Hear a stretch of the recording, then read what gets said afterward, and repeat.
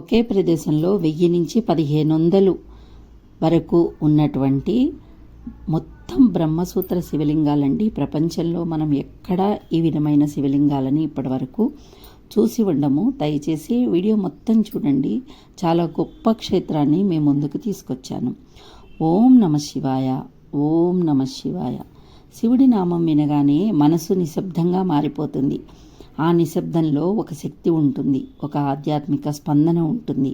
అలాంటి దైవిక అనుభూతిని మనకు అందించే ఒక పవిత్ర స్థలం ఇది. తెలంగాణలోని భద్రాచలం సమీపంలో ఉన్న చిన్న అరుణాచలం.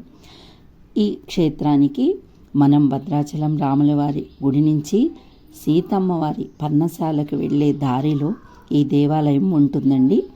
శ్రీరాముడి క్షేత్రంగా ప్రసిద్ధి చెందిన భద్రాచలము అదే ప్రాంతంలో శివుని మహిమను మౌనంగా ప్రకటించే ఒక అద్భుత క్షేత్రం ఇది.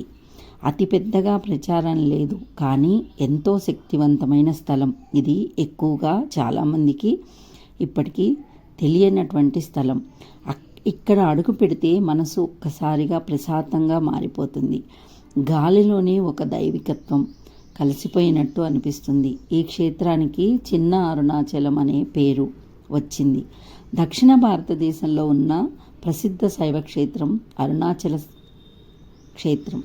అదే మహిమను ప్రతిబింబించేలా ఇక్కడ ఈ దేవాలయం నిర్మించబడిందిట. అక్కడ మహత్తర తత్వాన్ని ఇక్కడ చిన్న రూపంలో మనకు అందించే ప్రయత్నమే ఈ క్షేత్రం. ఈ దేవాలయానికి వచ్చే వరకు ముందుగా మన కళ్ళకు కనిపించేది 1 కాదు 2 కాదు, 1000కి పైగా బ్రహ్మసూత్రాలు కలిగినటువంటి శివలింగాలు. ఒక్క బ్రహ్మసూత్ర దర్శనమే ఎన్నో జన్మల పాపాలని హరిస్తుందని చెప్తారు. అలాంటిది ఒకటే చోట మనం ఇన్ని శివలింగాలని దర్శించుకోవడం అనేది నిజంగా మనకి ఆ శివయ్య ఇచ్చినటువంటి అదృష్టంగా భావించాము. అయితే ఇక్కడ నవరత్నాల శివాలయం కూడా ఉందండి. అవును, 1000కి పైగా ఉన్న శివలింగాలు ఒకే చోట ఉండడం చాలా అరుదైన దృశ్యం. ప్రతి శివలింగం వెనుక ఒక భక్తి ఉంది, ఒక కథ ఉంది. ఈ క్షేత్రంలో ఉన్న ప్రత్యేకత ఏమిటంటే ఇక్కడికి వచ్చే ప్రతి భక్తుడు స్వయంగా శివలింగాన్ని ప్రతిష్ఠించే అవకాశం దేవాలయం వాళ్ళు మనకి ఇచ్చారు. ఇది చాలా ప్రత్యేకమైన విషయం. సాధారణంగా మనం దేవాలయానికి వెళ్ళి పూజలు చేస్తుంటే చూసి దర్శనం చేసుకొని వస్తాము. కానీ ఇక్కడ మనమే మన చేతులతో స్వయంగా శివలింగాన్ని ప్రతిష్ఠించవచ్చు. మన పేరుతో, మన కుటుంబ సభ్యుల పేరుతో, లేదా మనం ఏదైనా సంకల్పంతో ఇక్కడ శివలింగాన్ని ప్రతిష్ఠ చేయొచ్చు. శివలింగ ప్రతిష్ఠ అంటే అది ఒక సాధారణ పని కాదు. అది ఒక పవిత్ర కర్మ, ఒక ఆధ్యాత్మిక యజ్ఞం. ఒక్కసారి ప్రతిష్ఠించిన శివలింగం అక్కడే శాశ్వతంగా స్థిరంగా నిలిచిపోతుంది. మన పేరు మీద ప్రతిరోజు అక్కడ గొప్ప గొప్ప పూజలు ఆ స్వామికి నిర్వహించడం అంటే ఎంత గొప్ప అవకాశం అండి.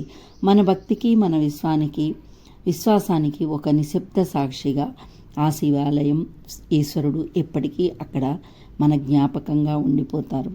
ఈ క్షేత్రంలో నడుస్తూ ఉంటే శివలింగాల వరుసలు అవి చూస్తుంటే అసలు అడుగు ముందుకు వెయ్యాలన్న ఆలోచనే మనకి రాదు. మనసులో ఒక విచిత్రమైన శాంతి కలుగుతుంది. మన సమస్యలు, మన ఆందోళనలు అన్నీ కొంతసేపు మాయమైపోతాయి. ఎందుకంటే శివుడు అంటే ఒక శక్తి. ఆ క్షేత్రంలో ఆ శక్తి ప్రతి చోట మనకి కనిపిస్తూ ఉంటుంది. శివ దర్శనము, శాంతి, జ్ఞానము, విముక్తి. శివుడంటేనే మనలోని అజ్ఞానాన్ని తొలగించేటువంటి శక్తి. ఈ చిన్న అరుణాచలం కూడా అదే సందేశాన్ని మనకి ఇస్తుంది. ఇక్కడికి వచ్చిన ప్రతి భక్తుడు తనలోని భారాన్ని వదిలి శాంతితో తిరిగి వెళ్తారు. ప్రకృతి కూడా ఈ క్షేత్రానికి ప్రత్యేకతను ఇస్తుంది. చుట్టూ పచ్చదనం, నిశ్శబ్ద వాతావరణం, పక్షుల కిలకిలా రావాలు, ఇవి అన్నీ కలిపి మనకు ఒక ధ్యాన స్థితిని తీసుకువెళ్తాయి. ఇక్కడ పూజలు చాలా సరళంగా జరుగుతాయి, కానీ ఎంతో పవిత్రంగా జరుగుతాయి. ఒక చిన్న దీపం వెలిగించినా, ఒక చిన్న ప్రార్థన చేసినా మన హృదయం నుండి వచ్చిన భక్తి శివుణ్ణి చేరుతుంది అని నమ్మకం. చాలామంది భక్తులు చెప్తున్న మాట ఏంటంటే ఇక్కడ శివలింగ ప్రతిష్ఠ చేసిన తర్వాత వారి జీవితాల్లో ఎంతో మార్పులు వచ్చాయని, సంకల్పాలు నెరవేరాయని, మనసుకు శాంతి లభించిందని. ఇంకా ఇక్కడ గర్భగుడిలో శివలింగాన్ని మనం దర్శించుకున్నప్పుడు శివుడికి మొత్తము రుద్రాక్షలతో ఆ స్వామిని అలంకరించి కూర్చోబెడతారండి.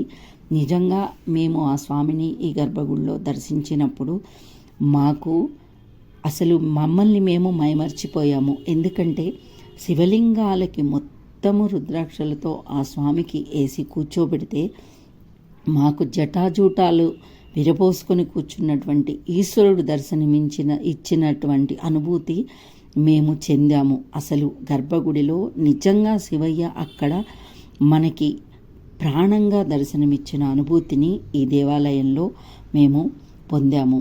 ఈ క్షేత్రం గొప్పతనము దాని నిర్మాణంలో కాదు, దాని వైభవంలో కూడా కాదు, అక్కడ ఉన్న శివతత్వంలో, అక్కడ ఉన్న నిశ్శబ్దంలో. ఆ నిశ్శబ్దం మన మనసుని కూడా శుద్ధి చేస్తుంది.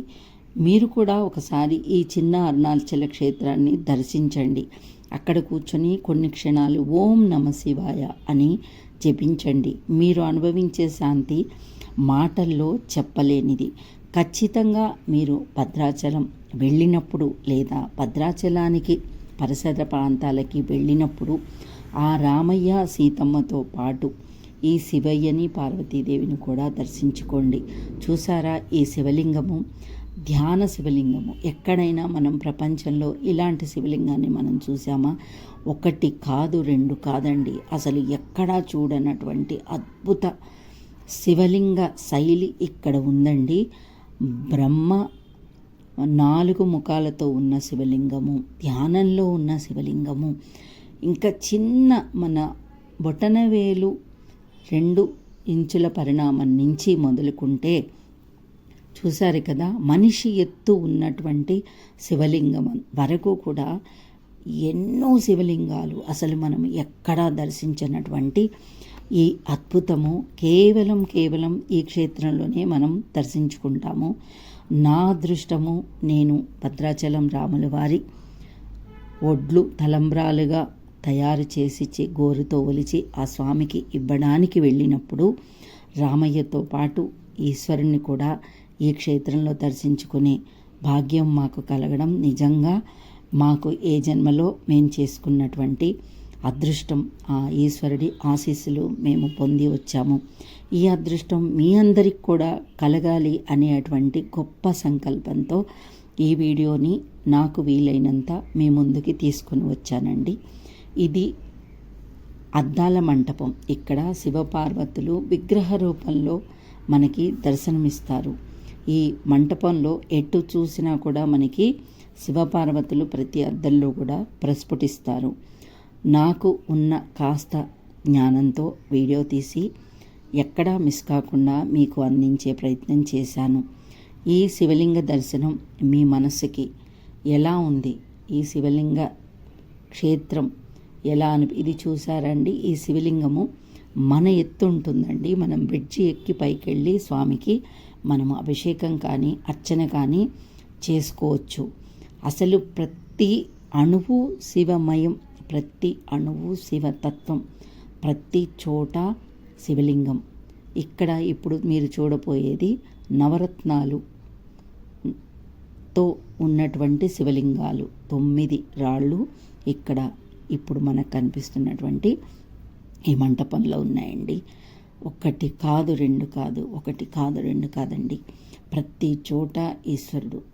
ఇది కాలభైరవ స్వామి అండి. కాశీ కాలభైరవేశ్వరుడి దర్శనము ఎంత మనకి అపమృత్యు దోషాలను తొలగిస్తుందో, ఇక్కడ కూడా ఈ కాలభైరవుడి దర్శనం అంత శక్తిని కలిగి ఉందని అక్కడ స్థానికులు చెప్పారు మాకు. ఖచ్చితంగా మీరు ఆ వైపు వెళ్ళినప్పుడు మాత్రం అస్సలు మిస్ చేయకండి. అలాగే ఇక్కడ అయ్యప్ప స్వామి కూడా మనకి దర్శనమిస్తారు. అన్ని దేవుళ్ళ దర్శనాలు ఈశ్వరుడితో పాటు మనకి అవ్వడమే కాకుండా ఇది గర్భగుడి అండి. ఇది ప్రధాన ఆలయము గర్భగుడి. అసలు ఈ గర్భగుడిలోకి వెళ్ళిన తర్వాత మమ్మల్ని మేము మర్చిపోయామండి. ఎందుకంటే అసలు ఈశ్వరుడు శివలింగం ఇంత పెద్దగా ఉంటుందండి, మన ఎత్తు. ఆ శివలింగానికి పూర్తిగా రుద్రాక్షలు చుట్టేసి అక్కడ కూర్చోపెడితే ఆ స్వామి నిజంగా జటాజూటాలు విరబోసుకొని అందులో ఉన్నారేమో అన్న భావము మాకు చర్మం మీద వెంట్రుకలు నిక్కపొడుచుకునేట్లుగా అయిపోయాయండి.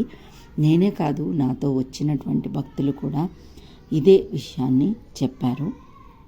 ఇది కాశీలో మనకి ఇలాంటి శివలింగం ఉంటుందండి. ఇది కూడా ఇక్కడ మనకి దర్శనమిస్తుంది. దయచేసి మీరు భద్రాచలం వెళ్ళినప్పుడు మాత్రం ఈ క్షేత్రాన్ని ఎట్టి పరిస్థితుల్లో మిస్ చేసుకోకండి.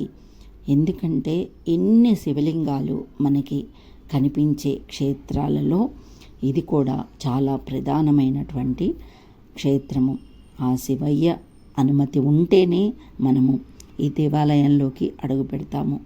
ఇదే కాదండి, ఎక్కడ మనకి దైవ దర్శనం అవ్వాలన్నా కూడా ఆ స్వామి అనుమతి ఉన్నట్లయితేనే మనము ఆ దేవాలయంలోకి అడుగు పెట్టగలుగుతాము.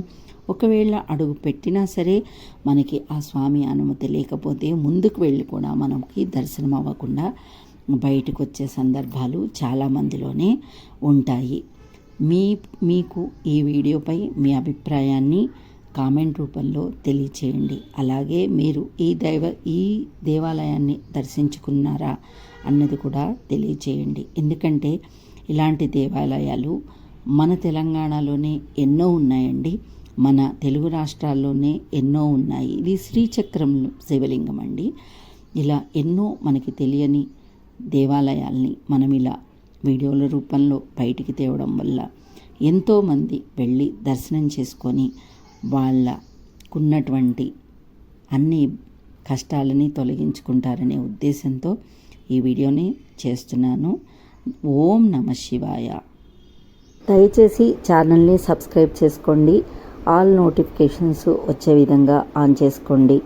నాకు చాలా సపోర్ట్ చేసిన వాళ్ళు అవుతారు. ఓం నమః శివాయ. ఆ ఈశ్వరుడి కృప మీపైన, మీ కుటుంబం పైన ఎల్లవేళలా ఉండాలని ఆ భగవంతుణ్ణి ప్రార్థిస్తున్నాను.